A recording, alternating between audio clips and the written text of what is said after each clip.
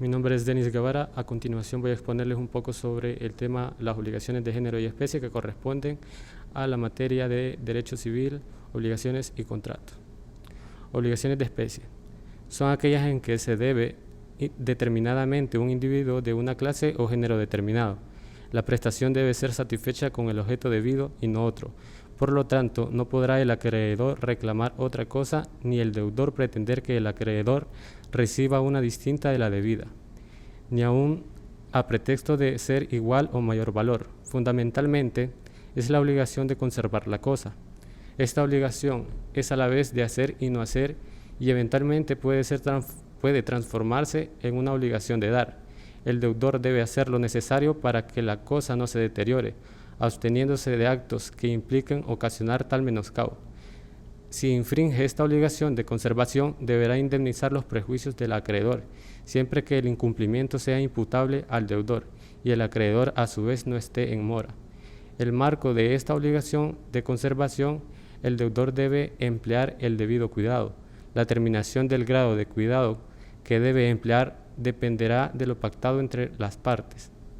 Si el contrato beneficia solo al acreedor, a ambas partes o solo al deudor.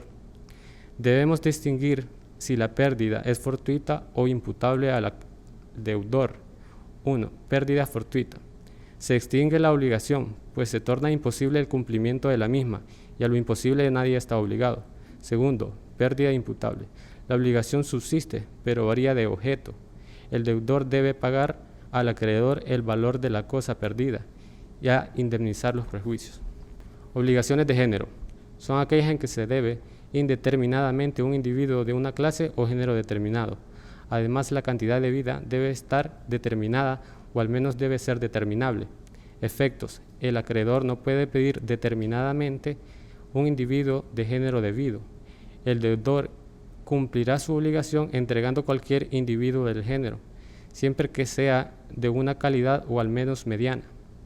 El deudor puede disponer material o jurídicamente de las cosas genéricas adeudadas, siempre y cuando subsistan otras para el cumplimiento de la obligación. La pérdida de la cosa debida no extingue la obligación de género o perece. Estas están regidas en el Código Civil de la República de El Salvador y están en las siguientes disposiciones. Artículo 1379. Obligaciones de género son aquellas en que se debe indeterminadamente un individuo de una clase o género determinado. Artículo 1380. En las obligaciones de género, el acreedor no puede pedir determinadamente ningún individuo y el deudor queda libre de ella, entregando cualquier individuo del género, con tal que sea de una calidad a lo menos mediana. Artículo 1381. La pérdida de alguna cosa del género no extingue la obligación y el acreedor no puede oponerse a que el deudor las enajene o destruya, mientras subsistan otras para el cumplimiento de lo que debe. Ahora, una vez definidas estas obligaciones, es decir, las obligaciones de género y especie, cabe señalar certeramente las diferencias. Obligaciones de especie o cuerpo cierto. Es aquella en que se debe determinadamente un individuo de una clase determinada. Obligaciones se caracteriza porque se debe un individuo perfectamente singularizado. El cuadro al óleo, Los girasoles, pintado por Vicente Van Gogh.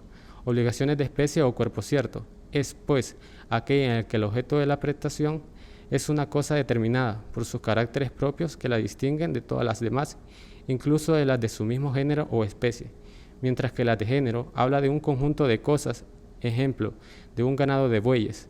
De manera sintética, las de especie son específicas y las de género son generales, siendo estas más universales. En ello estribaría la diferencia, unas singulares y otras generales.